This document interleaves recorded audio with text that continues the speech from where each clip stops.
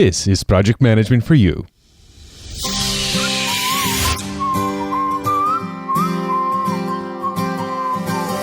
Are you a solopreneur, individual, or small business owner who struggles with ideas and lacks converting those ideas into reality? Do you underpromise, afraid you won't deliver?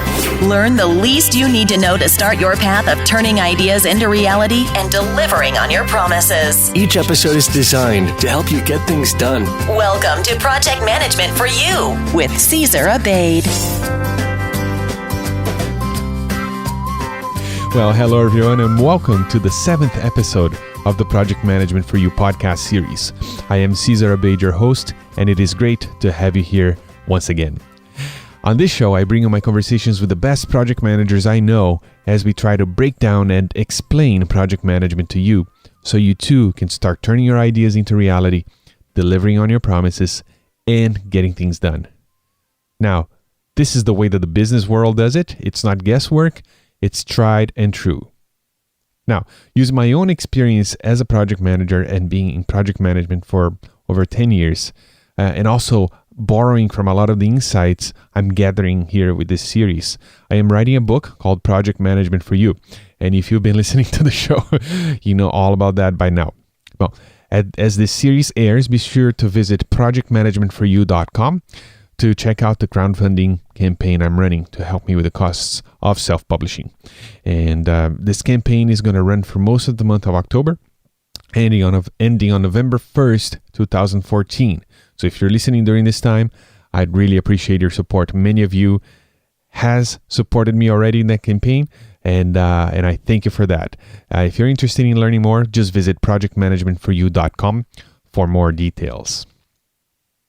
Now, today I bring you the dynamic Adriana Girdler, and we'll break down project management and explain it to you.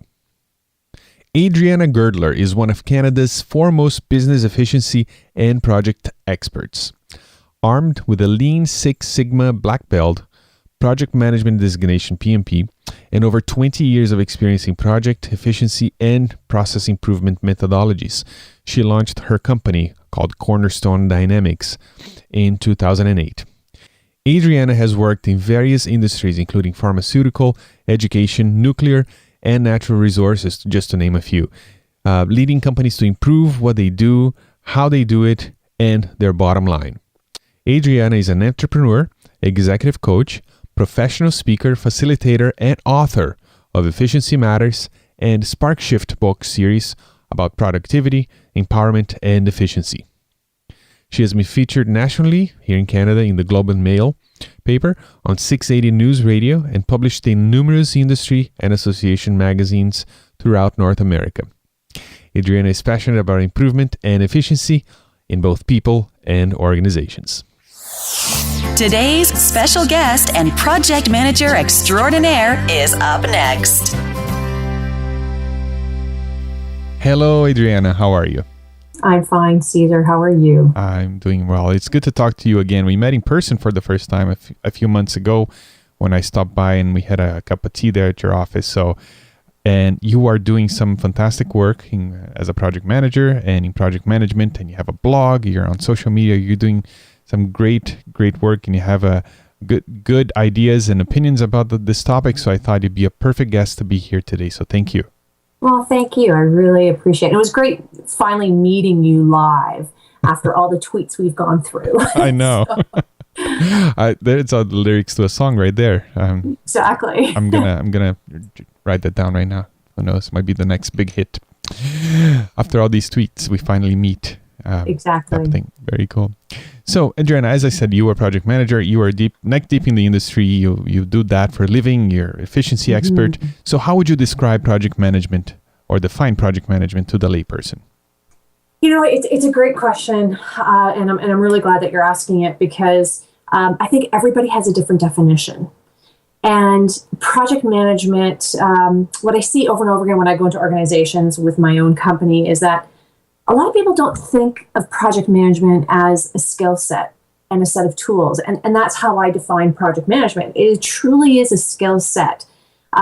It's a lot of discipline, and there's techniques and tools. So project management, using those skill set and tools, is really a discipline that allows for someone to organize a short-term activity, and that short-term activity could be a few weeks or a few months or a few years, depending upon the complexity of it, from a concept idea to an actual execution and the implementation of it. So it says over this period of time. That's what project management is about executing these ideas over a period of time using a very specific tools and a skill set that's needed to ensure success.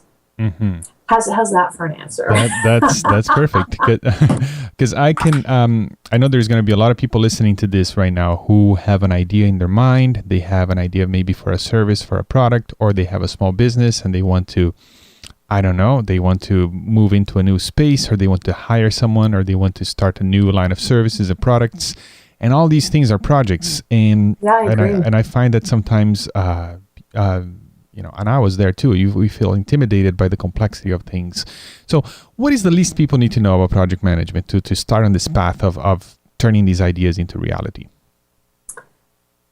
Don't assume, I would say, is probably the biggest thing. A lot of times people assume that you know everything or that you have things in place, but project management, as I said just a few moments ago, it is about a skill set and it is about certain tools. So when you assume, you then don't go through the actual tools needed to unearth things, because project management is about getting all the details. The devil's in the details. A really well-run project looks easy on the outside.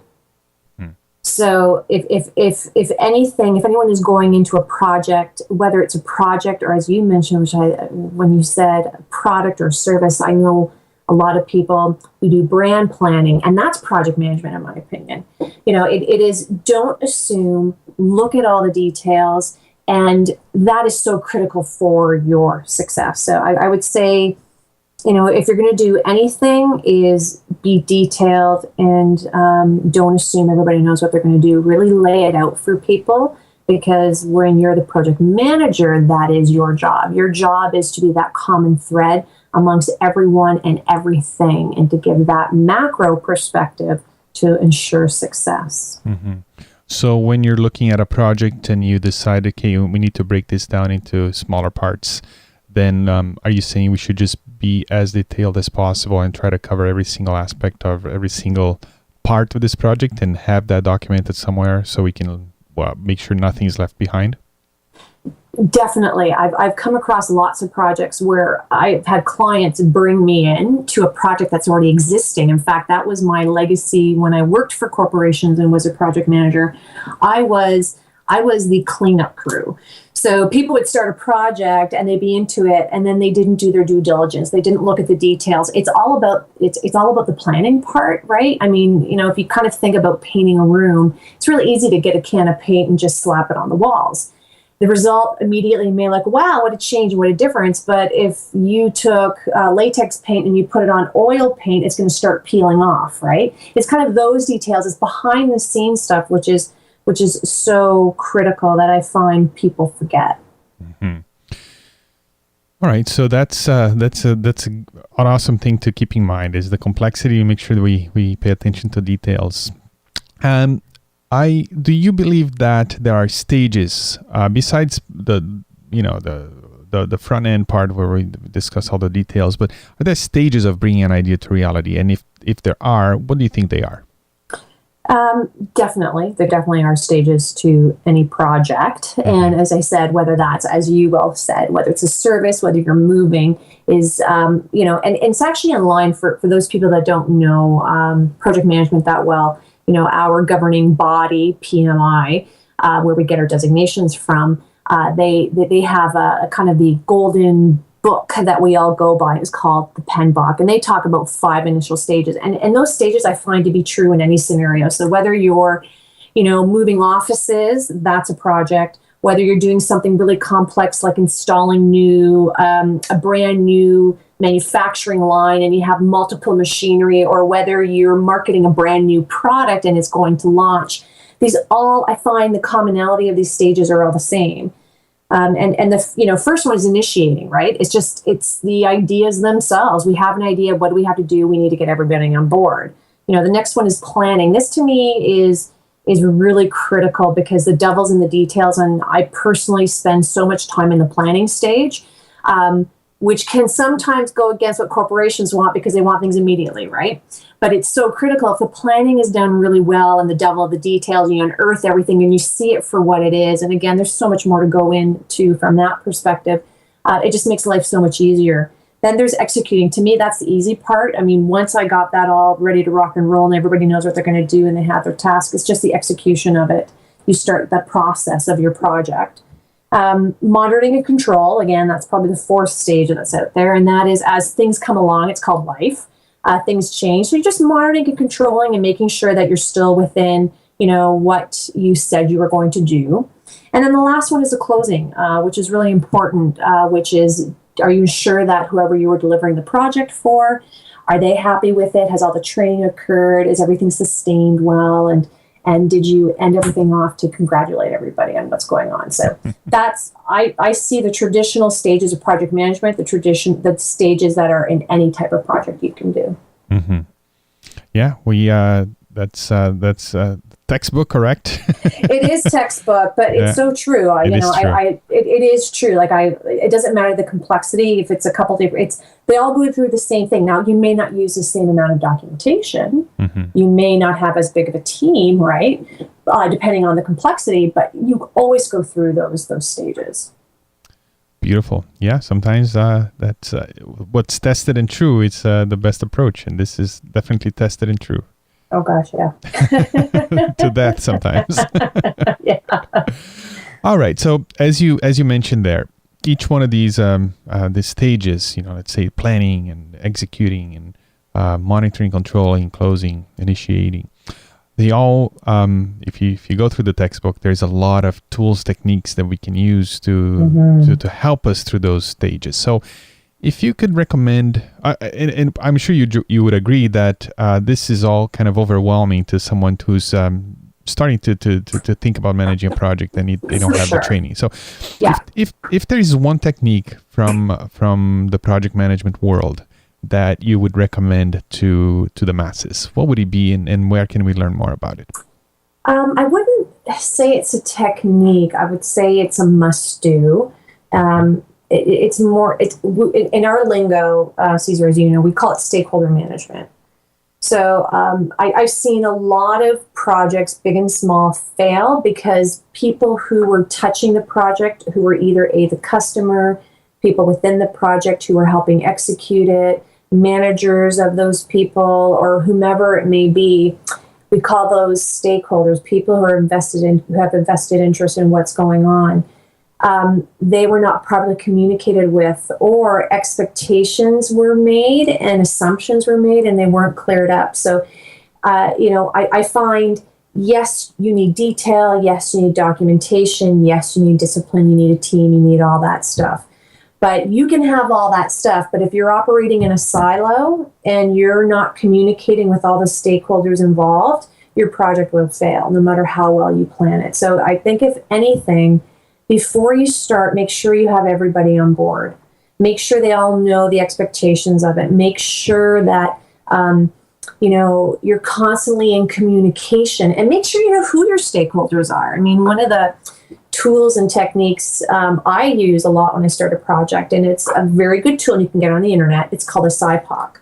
And it basically goes through whatever your process is. So a project, it usually is around a process, whether it's I'm moving one office to another, I'm installing a brand new line, I'm selling a product and doing a launch. That's the process.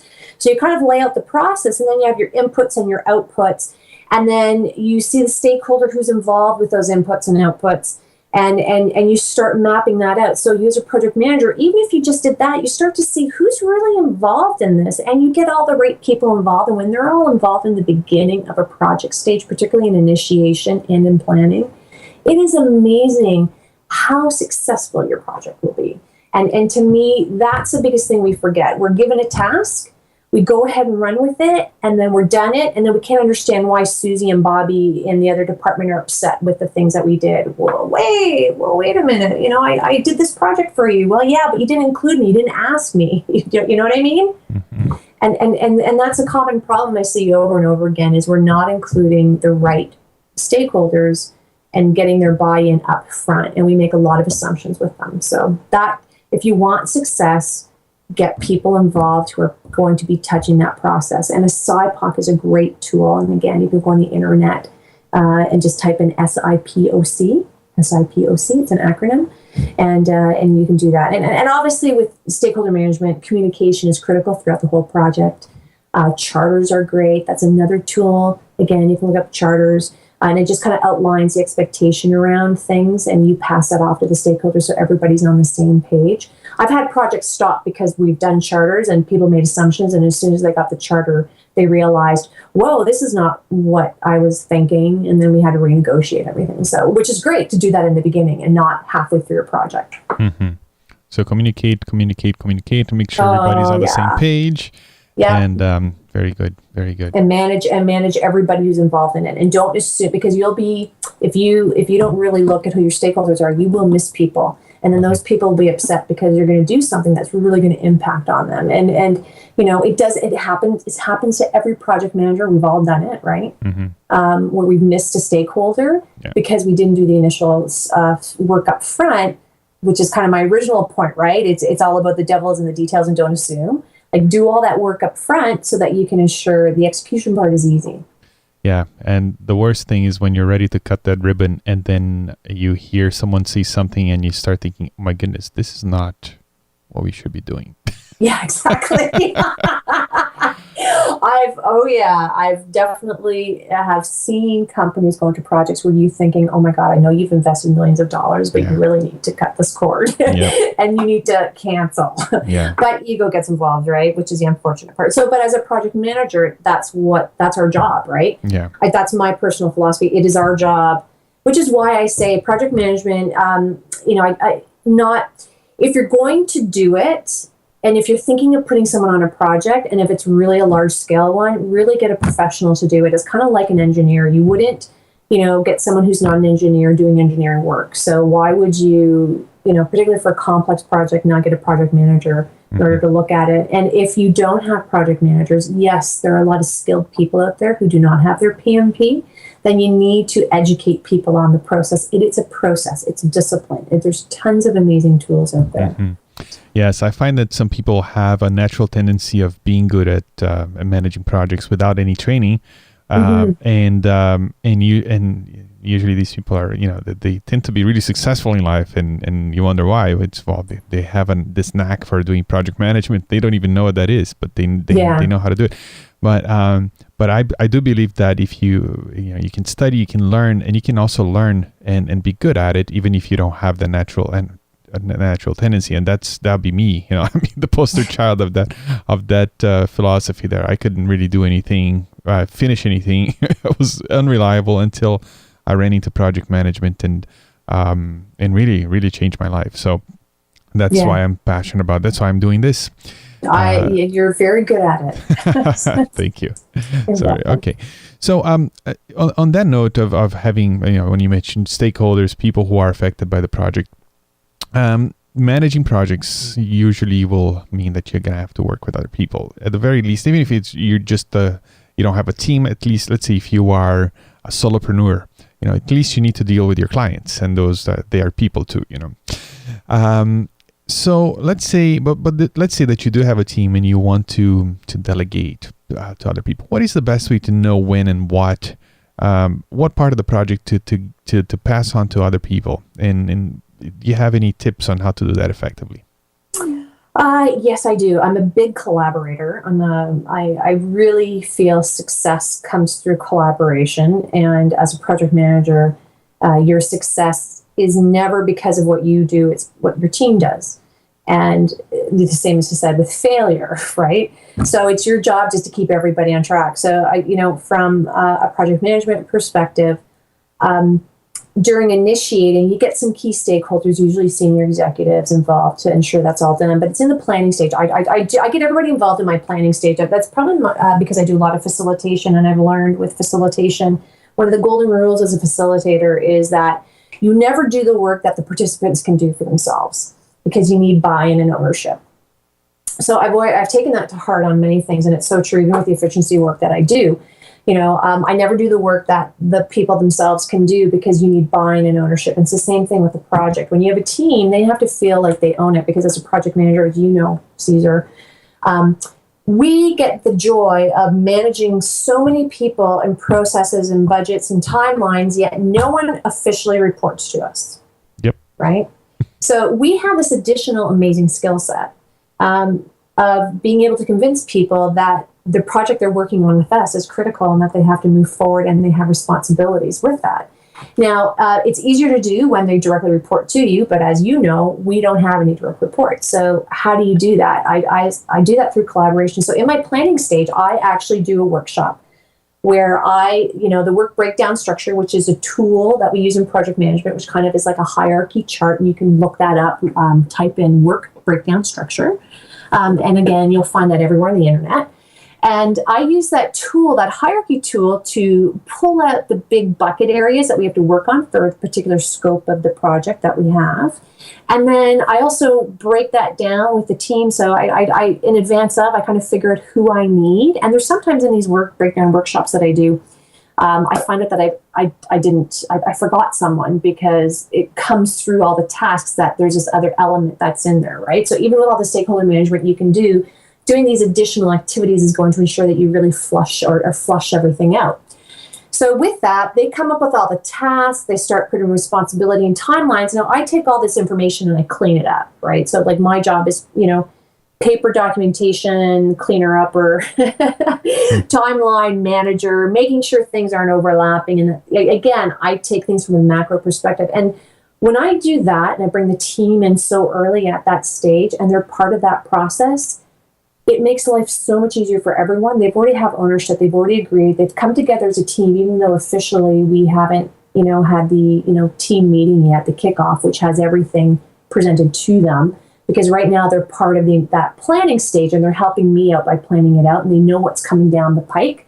So it's a beautiful thing to witness, because as soon as you officially kick everything off and you go, here's your charter, here's your project plan, here's your timeline, I cleaned everything up, here's the whole kit and caboodle, they've already been part of the process, and you're just kind of officially launching it off to allow people to go in their, in their different directions in order to do their tasks accordingly. So I love my workshops. I do that probably it's about a 2-day workshop that I do. It's very intense, but it is so impactful. Very good. Yeah. And I get hired to do that a lot for companies. No, it's true. Like, I'll kick it off for them. We'll get the project plan together, and then their project manager will take it over. Oh, okay. I see. Yeah. I see. Nice. Mm-hmm. Yeah, I'm all for bringing in an expert and, to help and oversee those parts that they're really important, especially this. I mean, the work breakdown structure, and make sure everybody has a piece of the pie when it comes to work, and something that, as you said, generates buy-in and also excitement around the idea of the project. So, oh yeah. So project management's cool. Yeah, it is. Honestly, it really is cool, because you know what, you look at things in a way that you wouldn't normally if you're just looking at it from the outside, because you really you break everything down and you see the intricacies of it, and you then become the expert for this area. And I really, I feel as a project manager, it's my job to direct my stakeholders. It's my job to give the executive team, when they want something, I was given the perspective, okay, great, you want this, here's what's going to happen as a result of. It really is a phenomenal tool. And when it's done well, oh my God, projects are fun. And it really makes things easier, because what's the ultimate, job we need to do? Be on time, be in budget, make sure you're in scope, right? Mm-hmm. That's really what we have to do. And I like to have fun while doing it. So if I get all prepped in advance of and get all the hard work done first, the execution of it with the team becomes a joy. Mm-hmm. It really does. And you know what? You should be whistling at work. And a really well-run project will allow that to happen. And then people get by and they get excited. And then they want to do other things and different things. And then they're like, oh my God, this is so cool. I like working on projects, because projects are the other half of business. This is my own personal philosophy and belief. one half of the business, it's kind of broken up into two streams. It's your product offerings, it's your service offerings. And, you have to do the daily tasks in order to execute those, even run the office. Like those are your kind of, they're just, it's kind of like a line that's just kind of producing something, right? Like it's a given that's going to happen. You have my service, I have my products, I have the daily runnings of the office that have to happen. Well, what happens on the other side are projects to improve your products, to improve your services, to improve your business, to make it go larger. So that's how I see business usually set up. So projects are about improving. I never saw a project that was implemented to become worse. Yeah, that may have been the outcome because it wasn't planned properly. But it was always in the spirit of, we're going to be better because of this, right? Mm-hmm. Yeah. So that's why it's so critical. Yeah. And I find that businesses, they usually get started because they're really good at let's say, building a widget, and they know how to do that. And so they just decide, hey, let's do 1,000 of these widgets and ship them off. So they mastered the art of doing that one thing, while project is the art of the art of doing something new. Yeah. So if you mastered that as well, then really that's when your business can grow, because now you can do widget number 2 and widget number 3, and now you're doing different things, and that's how you move forward. And you're doing them well in a way that's actually moving you forward, versus, as we know, projects that fail cause a lot of stress for people, for the process itself, and then how can you grow as a company, right? Like, to me, project management it's a key strategic element of any organization. So it really surprises me when I come across companies who don't have a high regard for project management. I'm like, are you serious? Like, you're totally missing the boat on this. Project management is going to get you to the next level, because you may have all the ideas you want, senior executive, but how are you going to execute it in a way that's going to be smooth and streamlined? You just can't give it to anybody. Not everybody has the aptitude and the discipline. I think the discipline is critical. Like when I'm on a project, it's an amazing amount of hours I put in just ensuring that the detail is there, because the devil's in the detail, right? A really well-run project looks easy, but it looks easy because all the details have been looked at, right, and highlighted and brought to forth. And in essence, I kind of, like, being a female, kind of call myself, I'm the mother hen bringing all my chicks in, making sure everyone's okay, right? That whole collaboration. And if everyone has what they need, they can execute their stuff. And then, and it's a beautiful thing to watch, right? So. Very good. Yeah, I agree. That's a good comparison there. Now, Adriana, do you have a final thought for the listener right now who wants to learn and use project management to get things done, or to turn that idea into reality, or to just, move forward in life? Well, you know what? First and foremost is congratulations to anybody who's listening to this who is not officially a project manager. The fact that you're listening to this is you're already ahead of the game, because you recognize that there's an additional education that needs to happen in order to do this successfully. So that, to me, is like, kudos to you, pat on the back, congratulations. Education is critical. I think the biggest advice is your team is your success. So if your team is humming and doing really well, and you have, and your job is to remove roadblocks for them, from a high level perspective, then, think of it along that lines, right? With project management, give them what they need. So get all the documentation and the paperwork, and make sure the stakeholders are all online. Give everybody what they need and allow them to do their job and set them up for success. Because when your team is set up for success, ultimately you and your project will be set up for success. Beautifully said. Adriana, thank you so much. If people want to learn more about you and what you do, where should they go? They can visit me on my website. So it's www.cornerstonedynamics, DYNAMICS.com. So that's cornerstonedynamics.com. And we have lots of great blogs there. We have lots of great project management blogs, and just lots of tips and tricks, leadership blogs, efficiency blogs, because they all really relate in my opinion. We also have some services too. So if you are interested and you want a little more education, we actually do offer what we call skills clinics on project management and things like that. So always willing to help out anyone who reaches out and would like a few more pieces or golden nuggets. So by all means. And you're active on Twitter as well, and recommend very active on Twitter. Yeah. Very good. Adriana, thank you so much again for your time. I will add a link to your website and your blog on the show notes for this episode, and people can go and check it out there. Thanks again for your time. It's always great to talk to you. And maybe next time I'm driving by you on the 401, I'll stop by again and we'll have a cup of coffee. Caesar, I would welcome that. And thank you so much. It was a pleasure and an honor to speak on your podcast. So thank you again. Project Management for You, breaking down project management and supplying you with tips, advice, and simple steps to turn your ideas into reality. Learn more at projectmanagementforyou.com. All right, I hope you enjoyed my conversation with Adriana today. Adriana is lovely to talk with. In fact, we met in person a few months ago. I was driving by Cambridge, Ontario, on my way back from Toronto, and I stopped by her office and we had some tea and just talked about project management, and it was a great time. And be sure to visit her website and get in touch with her and follow her on Twitter. She tweets some very interesting things there through her Twitter account. So be sure to do that as well when you go to her website, to follow her on Twitter.